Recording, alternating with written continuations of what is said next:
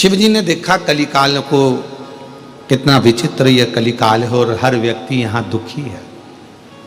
शंकर भगवान कैलाश पर जाकर बैठ गए और शिव जी 14 रात्रि तक शंकर भगवान मौन रहे। मां पार्वती जी से कोई शब्द नहीं कहा। 14 रात्रि।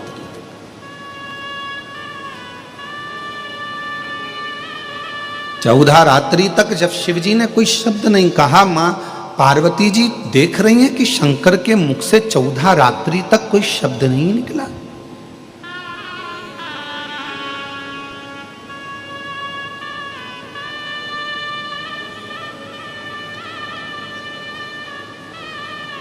बोले नहीं शंकर, मौन थे। पार्वती जी के मन में थोड़ी विचलितता आई।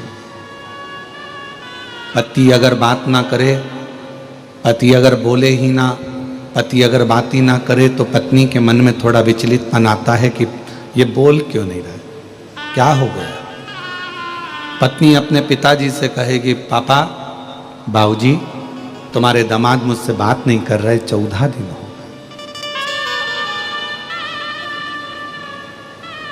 पार्वती जी विचलित थी। उन्होंने हिमालय राज्य को बोला कि पत्र लिखकर सूचना करी कि भगवान देवाधिदेव महादेव मुझसे नाराज हो सकता है, 14 रात्रि से मेरे से बात नहीं करी है, मुझसे बोले नहीं है, मौन है, शांत है, उनके मुख से कोई आवाज नहीं निकल। हिमालय राज्य ने पत्र लिखकर सूचना दी अपनी बेटी को, अरे पार्वती, मुझे लगता है शिवजी वापिस समाधि में डूब गए हैं। तब पार्वती जी ने पत्र व्यवहार में लिखकर भेजा कि शिवजी समाधि में डूबते तो मुझसे कहकर जाते। पति का एक नियम है, ऑफिस जाता है तो आवाज लगा कर जाता है, मैं जा रहा हूं।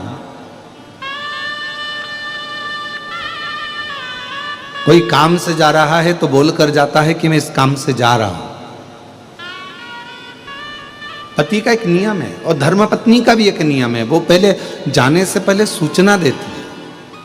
और बिल्कुल हमारे यहाँ विवाह शादी में वचन जो बुलाए जाते हैं, 7 और 5 वचन में से एक वचन ये भी है कि घर की धर्मपत्नी जब भी अपने घर से बाहर निकले तो या तो वो अपने घर के बुजुर्ग, दादा ससुर हो, दादी सास हो, पिताजी हो, ससुर जी हो, सास हो या पति हो, घर में किसी ना किसी को सूचना देकर जाए कि मैं कहाँ जा रहा हूं। ये नीति है।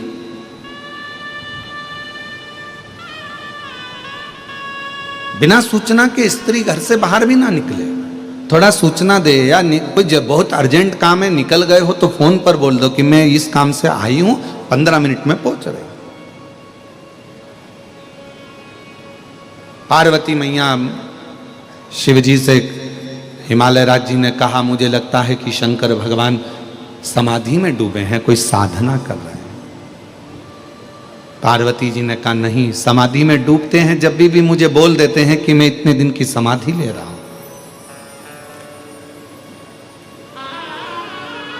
मैं 87,000 वर्ष की समाधि ले रहा हूं, मैं 50,000 वर्ष की समाधि ले रहा हूं, मैं इतने वर्ष की समाधि ले रहा हूं। शिव बोलते हैं, पर आज तो शंकर 14 रात्रि से बोले नहीं।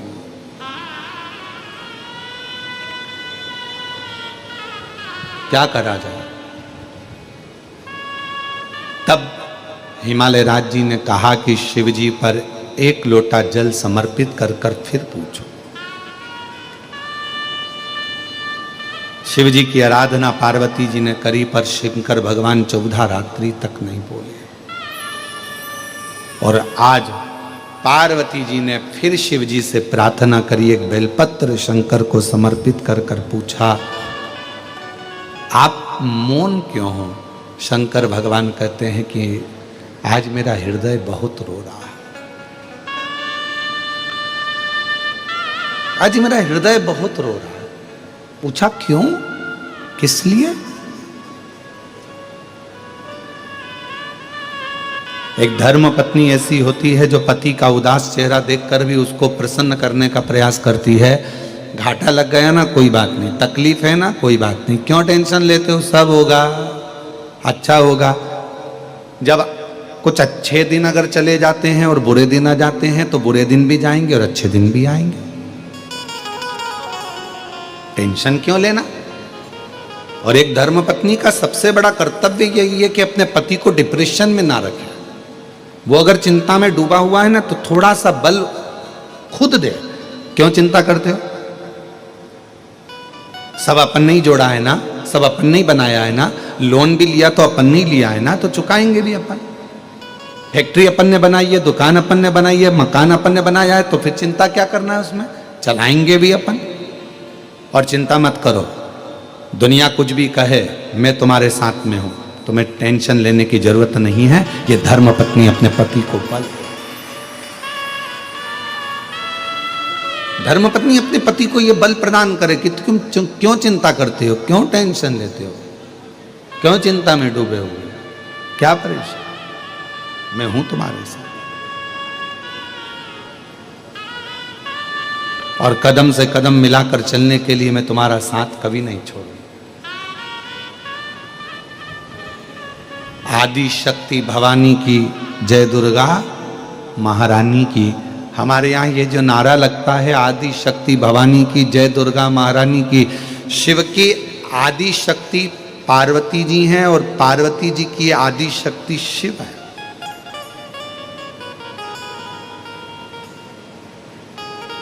शिव पार्वती के बिना अधूरे हैं और पार्वती शिव के बिना अधूरे।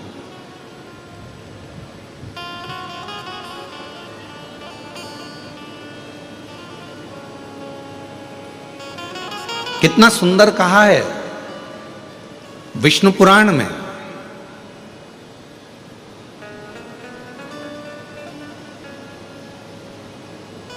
दीपावली के दिन दुनिया के लोग लक्ष्मी जी की पूजन करते हैं, पर नारायण के साथ में नहीं, गणेश जी के साथ में करते हैं। हैदराबाद में भले नारायण जी के साथ में हो सकती है, हमको नहीं मालूम, पर ज्यादातर घरों में लक्ष्मी पूजन गणेश जी के साथ होती है।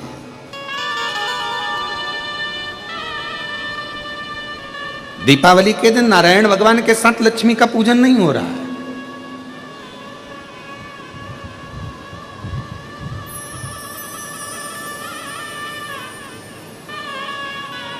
गणेश जी के साथ लक्ष्मी जी का पूजन हो रहा है।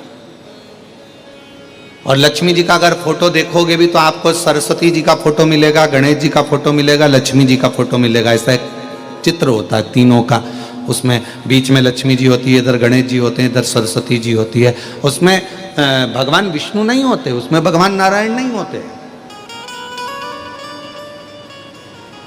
कभी आपने विचार करा कि आखिर इस फोटो में लक्ष्मी जी का पूजन हो रहा है तो भगवान विष्णु को होना चाहिए था, पर यहाँ तो गणेश जी विराजमान है, सरस्वती जी विराजमान है। आखिर ये गणेश जी और सरस्वती से लक्ष्मी का संबंध क्या है?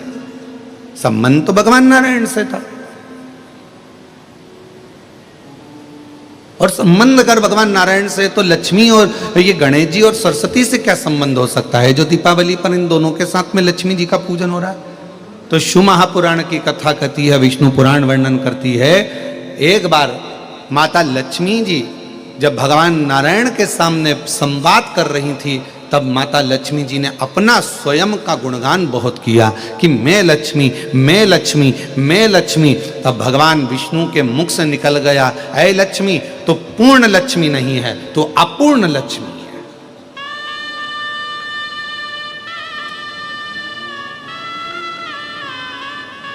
लक्ष्मी जी रोने लगी, नैनों से जल बह गया, आप मुझे अपूर्ण लक्ष्मी कह रहे हो? हाँ, क्योंकि हम देवता को श्राप लगा है, संतान का सुख नहीं है।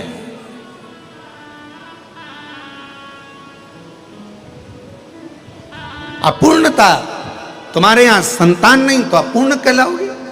लक्ष्मी जी आंखों से आंसू बहाकर रोती रोती रोती रोती चल दी और मां सरस्वती के सामने पहुंच गई। और सरस्वती माता वहां बैठी हुई थी और माता सरस्वती ने पूछा, लक्ष्मी क्यों रो रही हो?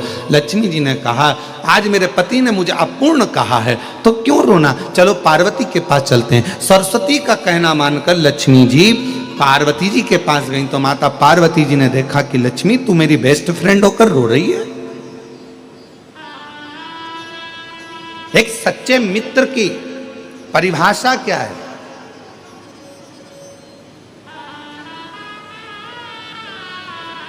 मित्र की आंख में अगर आंसू आए हैं तो मित्र की आंख में भी आंसू रहे, ये सच्चा मित्र है। दोस्त को घाटा लगा और एक दोस्त अगर खुश हो रहा है तो वो दोस्त नहीं हो सकता, वो मित्र नहीं हो सकता। तू मेरी बेस्ट फ्रेंड होकर और तू रो रही है। सरस्वती जी से पूछा पार्वती जी ने कि ये क्यों रो रही है, तो कहा आज इसके पति ने इसको अपूर्ण कहा। तो पार्वती जी मुस्कुराकर बोली कि इतनी सी बात के लिए रो रही है, ले मैं तुझे आज पूर्ण कर देती हूं, आज मैं तुझे पूर्ण करती हूं लक्ष्मी, आज मैं तुझको पूर्ण कर देती हूं। और मां पार्वती जी ने अपने पुत्र श्री गणेश जी को बुलाया और गणेश जी को बुलाकर लक्ष्मी जी की गोद दे दिया। आज से ये तेरा पुत्र है, ये तेरा,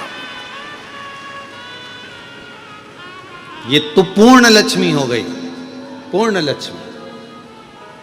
इसलिए हमारे सनातन धर्म में दीपावली के दिन नारायण लक्ष्मी की पूजन नहीं, गणेश लक्ष्मी की पूजन करी जाती है। क्यों? अगर पत्नी अपने पति के साथ अपने मायके आती है तो उसको पति जल्दी चलने का बोलता है, चलो टाइम हो गया, 4 बज रही, चलो ऑफिस जाना है, ये करना है, वो करना है। पति के साथ अगर पत्नी आएगी तो पति जल्दी कर कर पत्नी को लेकर चला जाएगा। पर पत्नी अपने बेटे के साथ अपने बच्चों के साथ आएगी तो 2-4 दिन रुककर फिर जाएगी मायके से कि आराम से जाऊंगी, मुझे इतनी जल्दी नहीं जाना। तो लक्ष्मी जी दीपावली के दिन अगर घर में पूजन होती है तो नारायण लक्ष्मी की नहीं, भगवान श्री गणेश जी के साथ लक्ष्मी की पूजन होती है। क्यों? क्योंकि लक्ष्मी अपने पुत्र के साथ बड़े भाव के साथ आती हैं। तो अपने मायके में जिसके यहाँ लक्ष्मी पूजन होती है उसके यहाँ लक्ष्मी जी 1 साल 2 साल 4 साल 6 साल मन पड़ता है तो रुक जाती है, और जब मन पड़ता है तब। अगर भगवान नारायण के साथ आएगी तो जल्दी जाना पड़ेगा। पति के साथ अगर पत्नी आई है, मम्मी पापा ने बुलाया, दामाद को भी बुलाया, बेटी को भी बुलाया, तो दामाद के साथ आई है तो फिर तो जल्दी जाना पड़ेगा। दामाद नीचे गाड़ी का हॉर्न बजाएगा, चलो चलो पाए पाए, खूब गाड़ी का हॉर्न बजाएगा, अरे चलना जल्दी चल, बहुत लेट हो रहा है, घर से फोन आ रहा है, जल्दी चलो। और अगर पत्नी अपने बच्चों के साथ आती और कहकर आती अपने पति को, मैं जा रही हूँ 2-4 दिन रुकूंगी भैया के यहाँ, मैं जा रही हूँ अपने मायके में 2-4 दिन रुकूंगी, मैं फोन करूंगी तब लेने आना। उसी तरह लक्ष्मी जब गणेश जी के साथ दीपावली पर पूजन होती है तो लक्ष्मी भी अपने मायके में आपके घर में हमेशा के लिए विराजमान रहती है, अपने यहाँ आराम के साथ में रहती है, और जब फिर मन होता है तब जाती है। गणेश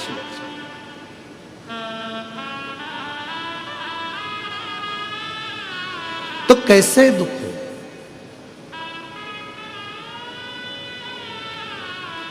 पार्वती मैया ने देखा कि तुम दुखी बहुत हो, क्या बात है, क्या हो गया? एक धर्म पत्नी अपने पति का मुख उदास देखे तो पूछे क्या कारण है, उसको प्रसन्न करने का प्रयास कर।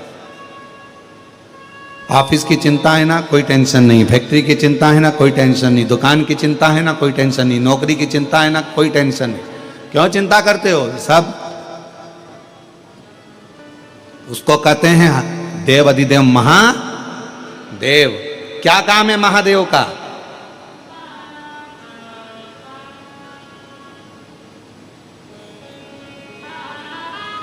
जब मछली का जन्म हो रहा था, जल में जब जीव जंतु को जन्म दे रहे थे, जल के जीव जंतु को, मगर को, मछली को, जल के कीड़े को, जल में रहने वाले जीवों को जब जन्म दिया जा रहा था, तब जल देव से पूछा गया था कि तुम्हारे अंदर ये मछली रहेगी, तुम्हारे अंदर ये जीव जंतु रहेंगे, ये पानी के जीव जंतु तुम्हारे जल में रहेंगे, क्या तुम इनको रखने को तैयार हो?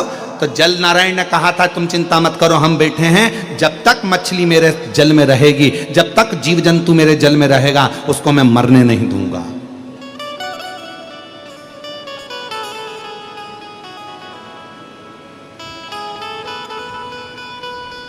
हवा से पूछा, वायु से पूछा, तुम्हारे इसमें भी बहुत सारे जीव रहेंगे, तुम उनको रख लोगे? हाँ, वो मेरे साथ में रहेंगे जब तक मैं रख लूंगा। अब आई बारी पृथ्वी की। पृथ्वी पर मनुष्य जन्म लेगा, पृथ्वी पर संसार के लोग जन्म लेंगे, जीव जंतु जन्म लेंगे, पशु पक्षी जन्म लेंगे, इनको कौन देखेगा? तो इनके लिए पूछा गया, भगवान नारायण से कहा गया आप तो वैकुंठ में रहते हो, ब्रह्मा जी आप ब्रह्मलोक में रहते हो, पृथ्वी पर इनको देखेगा कौन? कौन संभालेगा इनको?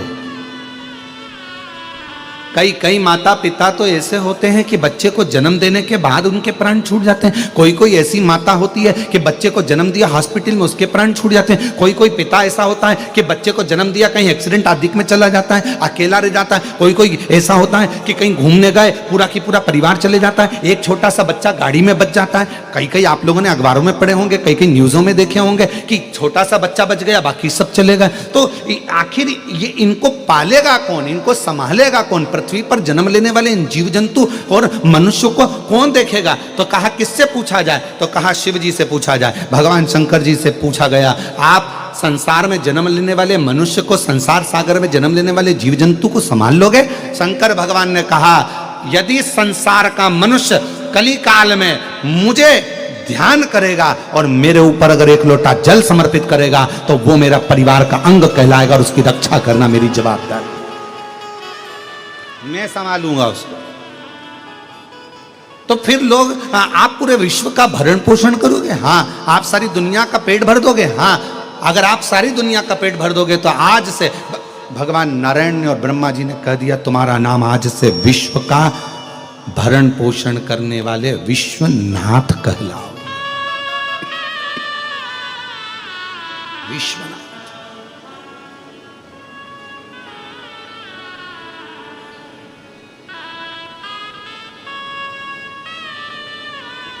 और शिव जी को लोग विश्वनाथ कहने लगे क्योंकि वो भरण पोषण करने लगे।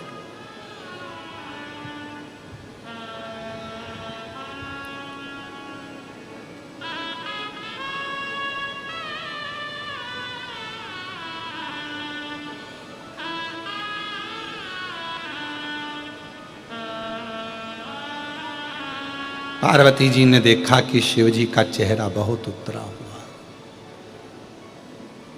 मन नहीं करता, मैं आपसे पूछती हूं कि आपका दुख है क्या? क्या दुख है? आप अपने दुख को कहो तो। घर का जो बुजुर्ग होता है, घर का जो बूढ़ा व्यक्ति होता है, घर का जो बड़ा व्यक्ति होता है, वो अपने दुख से कभी दुखी नहीं होता। घर में अगर दादाजी हैं, दादी जी हैं, वो अपने दुख से कभी दुखी नहीं होंगे। मेरे बेटे के यहां ये नहीं है, मेरी बेटी को ऐसा हो गया, मेरे पोते को ऐसा हो गया, मेरी पोती को ऐसा हो गया, मेरी नाती को ऐसा हो गया। घर के जो बुजुर्ग होते हैं, घर का जो बूढ़ा व्यक्ति होता है, बुजुर्ग व्यक्ति होता है, वो अपने दुख से, उसका पांव दुखेगा तो चल जाएगा, अरे मेरा पांव।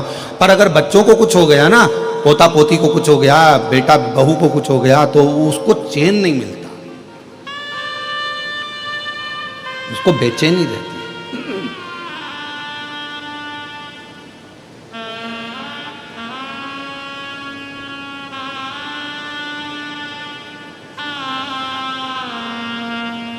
उसके अंदर उसको बेचैनी बनी रहती है। हम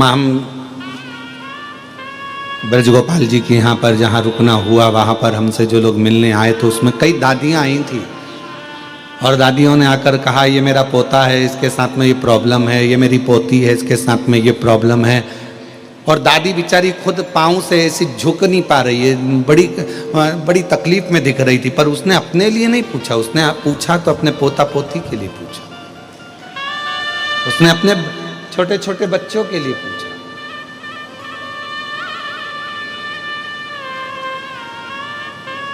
ये घर की जो बुजुर्ग माँ बाप होते हैं ना, घर के जो बूढ़े माँ बाप है ना, ये बिल्कुल एक केले के छिलके की तरह होते हैं कि अंदर से केले को अच्छा रखते हैं, भले ऊपर से खुद काले पड़ जाते हैं। अंदर से केले को अच्छा रखा और ऊपर से छिलका पूरा काला हो गया। जो घर के बुजुर्ग है ना, वो अपने घर को, अपने बच्चों को, अपने पोता पोती को, अपने बेटा बहू को, अपने बेटी दामाद को, अपने परिवार को अच्छा रखना चाहिए, ये श्रेष्ठ है। तो शिवजी, शंकर भगवान केवल देव नहीं है, जितने भी देवता हैं 33 कोटि देवताओं में शंकर जी की गिनती नहीं है। 33 कोटि देवताओं में शिव जी का नाम नहीं। शिव जी तो देवों के भी देव, महादेव है। वो देव नहीं, वो महादेव है।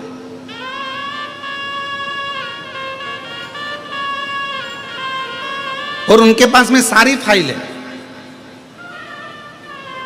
आप सबने कथा सुनी होगी, आपके यहाँ तो बहुत सारी कथाएं हैदराबाद में होती रहती है। तो अगर आपने कभी विष्णु पुराण सुना होगा तो विष्णु पुराण में एक शब्द आता है कि ब्रह्मा जी ने अपनी नौकरी छोड़ दी शंकर जी के चक्कर में, इस्तीफा देने को तैयार हो गए।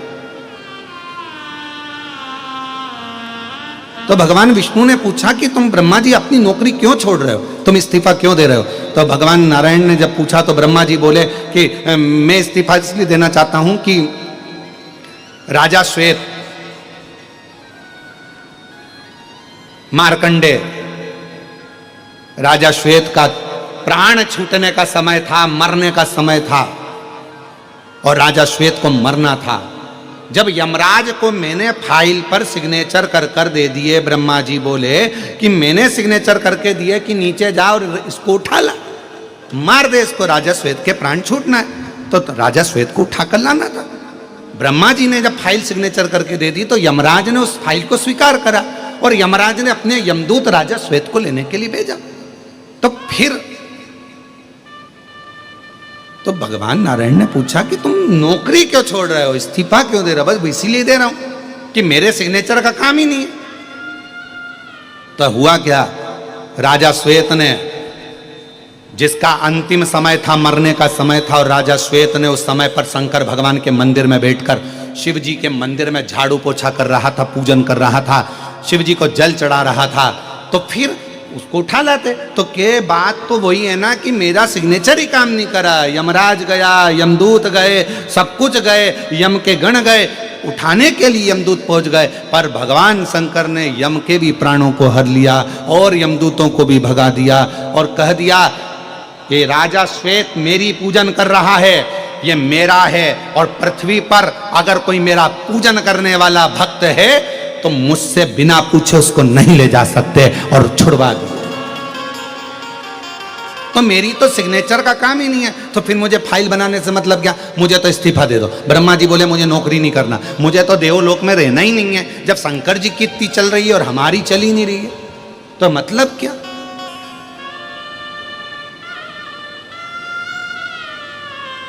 इसीलिए कहा जाता है सारे देवता हैं, सब देव हैं, और मेरा शिव, जम के बोलो, महादेव हैं।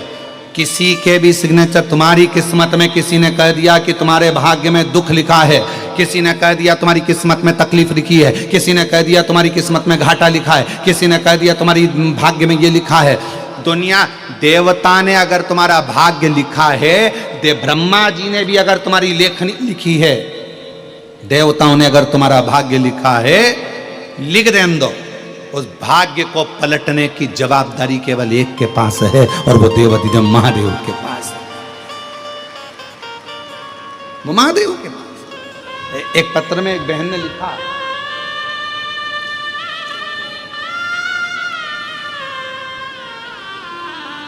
मेरा नाम रोशनी है, मैं हैदराबाद मुरली नगर में रहती हूँ, मुझे हिंदी लिखना नहीं आता, इसलिए ये पत्र मैं दूसरे से लिखवा रही हूँ। धन्यवाद, प्रणाम। कहीं बैठी हो तो हाथ हिला सकती हैं। मेरा नाम रोशनी है, मैं हैदराबाद के मुरली नगर में रहती हूँ। कहीं बैठी हैं? आप ही हैं? आ जाइए, एक बेलपत्र ले जाना, आ जाइए। मेरा नाम रोशनी है, मैं हैदराबाद मुरली नगर में रहती हूँ। गुरुजी, मुझे हिंदी लिखना नहीं आता, इसलिए दूसरे से लिखवा रही हूँ। गुरुजी, मेरी शादी को 13 साल हो गए थे, लेकिन मुझे संतान नहीं थी। डॉक्टर ने कहा था मुझे संतान नहीं हो सकती, मैं कभी माँ नहीं बन सकती। हम लोग हार गए। फिर मैंने आपकी कथा सुनना प्रारंभ करी और मैंने पार्थिव शिवलिंग की पूजन की और मंदिर में जाकर साफ सफाई की, सेवा की। फिर आपके आशीर्वाद से भोले बाबा की ऐसी कृपा हुई, 2024 में बाबा की कृपा से मुझे संतान की प्राप्ति 13 साल के बाद हुई। 13 वर्ष 2024 में मुझे एक पत्र और भेजा है। मैं शालिनी बलराम कुलकर्णी, तेलंगाना राज्य के कामारेड्डी जिले के जुक्कल मंडल की रहने वाली हूँ। ठीक बोला है? हम पढ़ना जरा सही लिखा है। जुक्कल मंडल की रहने वाली हूँ। कहीं बैठी हो तो हाथ हिला सकती हैं जिन्होंने पत्र लिखा है, अगर वो बैठी हो। शालिनी बलराम कुलकर्णी, तेलंगाना राज्य के कामारेड्डी जिले के जुक्कल मंडल की रहने वाली। गुरुदेव, मेरे भाई की बेटी को पिछले 15 सालों से कोई संतान नहीं थी। वह निसंतान गुरुदेव शिव महापुराण की कथा में पिछले 6 सालों से सुनती हूँ। मैंने मेरी भांजी को गुरुदेव आपकी शिवपुराण की कथा सुनने को कहा और 3 बार पति पत्नी को पशुपति व्रत जी का वर्णन किया। मैंने जहाँ आपकी कथा का आयोजन किया, जैसे नांदेड़, वहाँ से पूरी कथा सच्चे दिल से सुनने को कहा। मेरी भांजी वगैरह वहाँ कथा सुने और बाबा से प्रार्थना करी। उसने 2 बार पशुपति व्रत करा, 2 बार सफेद आंकड़े की जड़ का प्रयोग करा। पहले तो संतान 15 साल तक नहीं हुई और 2 बार व्रत करा। पहले व्रत में संतान नहीं हुई, पहले व्रत में गर्भ नहीं ठहरा। फिर उसने दूसरी बार करा और दूसरी बार जब करा तो उसने मुझे कहा, मासी ऐसा लगता है बुआ कि मुझे संतान नहीं होगी। पर दूसरी बार में बाबा ने उसका गर्भ ठहरा दिया और बाबा की कृपा से 15/8/2025 को बाबा की ऐसी करुणा हुई है, बाबा ने ऐसी, आज कितनी तारीख है? जम के बोलो। 17। और इसमें लिखा है उन्होंने 15 तारीख को, अभी जो 15 तारीख गई है, 15/8/2025 को बाबा की कृपा से 2 संतानों ने जन्म लिया, जिसके फोटो लगा रहे हैं। फोटो आप लोग एलईडी पर देख सकते हैं। एलईडी पर अगर चल रहा है एलईडी पर, तो एलईडी पर दोनों बच्चों के फोटो आप देख सकते हैं शिव की कृपा से। और एक पत्र और बड़ा सुंदर है।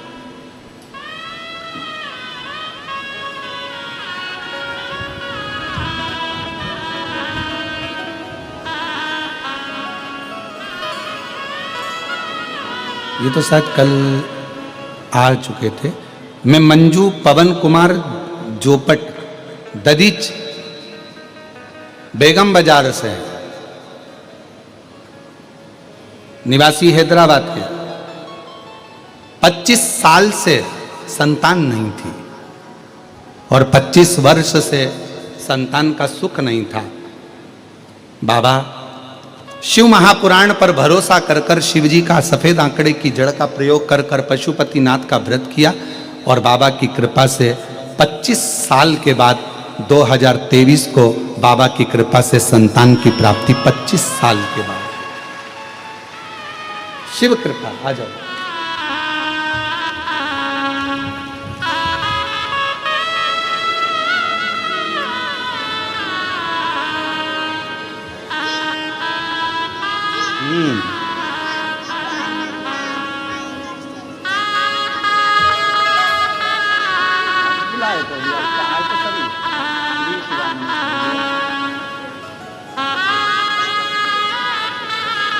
बस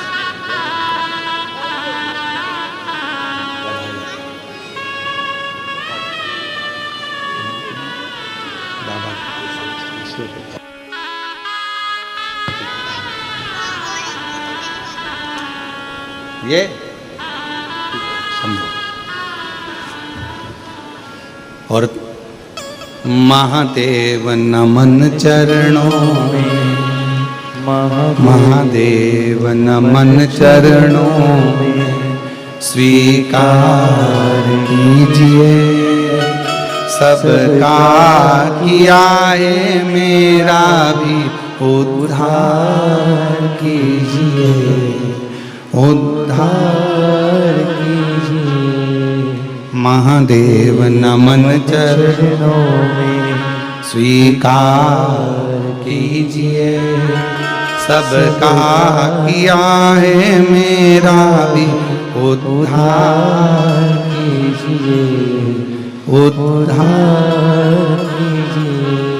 है त्रिपुंडधारी, है त्रिशूलधारी, है त्रिपुंडधारी, है त्रिशूलधारी। चरणों में तेरे बाबा जी पावन है चारों धाम। चरणों में तेरे बाबा जी पावन है चारों धाम। तेरी देव करते वंदना पूजे हैं सीताराम। तेरी देव करते वंदना पूजे हैं सीताराम। हो जाए पूरी कामना, हो जाए पूरी कामना। उपकार कीजिए, सबका किया है मेरा भी उद्धार कीजिए, उद्धार कीजिए। महादेव नमन चरणों में स्वीकार कीजिए, सबका किया है मेरा भी उद्धार कीजिए, उद्धार कीजिए। शिव शिव शंकर शंकर ओगरदानी ओगरदानी। एक विश्वास, एक भरोसा, एक दृढ़ता शिव के करीब ले जाती है, शंकर भगवान के नजदीक ले जाती है। और अगर भगवान नहीं देता तो कौन आता, कौन आता? विचार करिएगा जरा। चींटी कभी नमक के डब्बे के पास नहीं जाती। हैदराबाद में जाती हो तो बात दूसरी है, पर चींटी कभी नमक के डब्बे के पास नहीं जाती।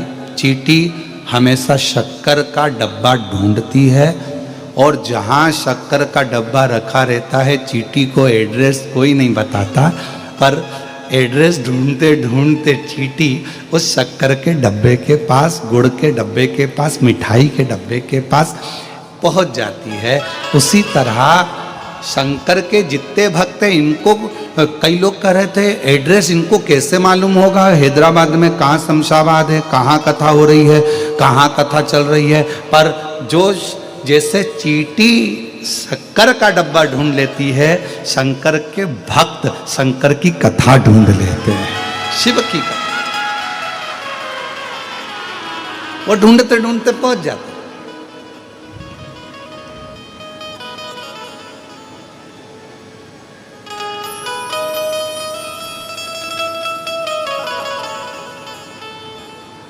और हैदराबाद में जितनी कथा हुई होगी ना, बड़े बड़े अच्छे वीआईपी हॉल में बैठने वालों के लिए वीआईपी ट्रीटमेंट, वीआईपी भोजन सब रखा जाता है, जिससे जो आए अच्छे से बैठे। पर हैदराबाद के इतिहास की यह पहली कथा है जिसमें लोग रोडों पर अपना दरी बिछाकर केवल कथा को सुनने के लिए बैठे, कथा सुनने, कोई वीआईपी ट्रीटमेंट नहीं, कुछ बैठे।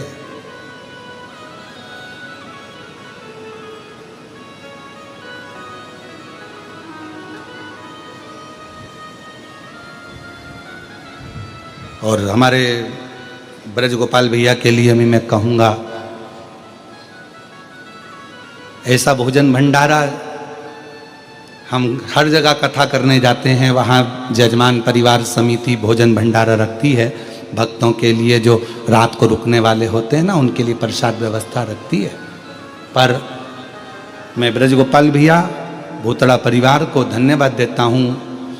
इस भूतड़ा परिवार की बेटियों को भी, दामादों को भी, इस घर की बहुओं को भी, इस घर के परिवार के सदस्यों को भी बहुत धन्यवाद देता हूँ कि ऐसा भंडारा जिसमें गुलाब जामुन बन रही है, रसमलाई बन रही है और जिसमें अलग अलग व्यंजन बनकर ये आए हुए शिव भक्तों को जो रात भर इस पंडाल में रहते हैं, सोते हैं, कथा सुनते हैं, उनके लिए आपने व्यवस्था करी, उसके लिए धन्यवाद है, धन्यवाद।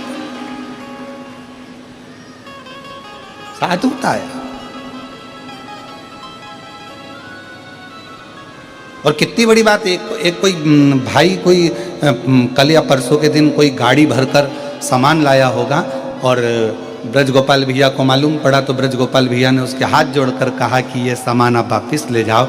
क्या पता शिव जी ने हमारे माता पिता की कृपा से कैसे हम पर करुणा करी है, जो हमारे परिवार में कथा हो रही है, हमको तुमसे कुछ नहीं चाहिए, बस कथा सुनो और आनंद लो। कितना कितना साधुता, कितनी कृपा है।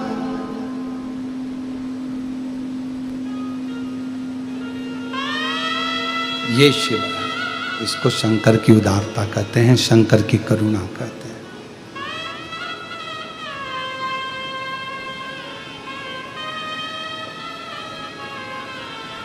धन्य इस भूतड़ा परिवार की बेटियां हों, चाहे दामाद हों, चाहे इस घर की बहन बेटियां, बुआ हो, फूफा हो, मामा हो, काका हो, चाचा हो, सबको बहुत अंदर से आज गर्व होना चाहिए कि शंकर जी के आप कोई साधारण व्यक्ति नहीं, आप शिव की बेटियां हो, शिव के परिवार के सदस्य हो, शिव परिवार, शिव शिव। पार्वती जी ने पूछा कि आपका मन उदास दिख रहा है, आप बड़े उदास दिख रहे हो, क्या बात है, क्या हुआ?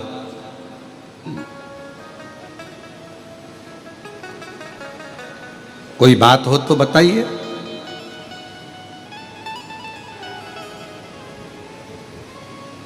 शंकर भगवान बोले कि कलिकाल की स्थिति देखकर मेरे को थोड़ा सा दुख हो रहा। कोई तन से दुखी है, कोई मन से दुखी है, कोई धन से दुखी है, कोई कष्ट शरीर का है, कोई रोग है, किसी को कोई तकलीफ हो रही है, किसी को कोई तकलीफ हो रही है, कोई ना कोई दुखी है। कलिकाल है तो उसमें दुख तो रहेगा।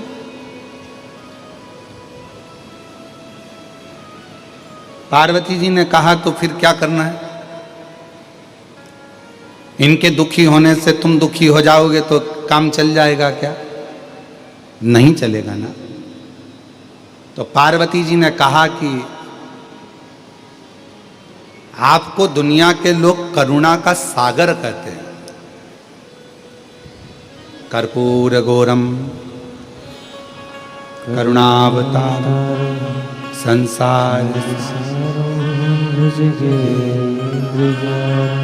सदा वसन्तं हृदयारविन्दे भवं भवानी शैकं। आपको दुनिया के लोग करुणा का सागर कहते हैं।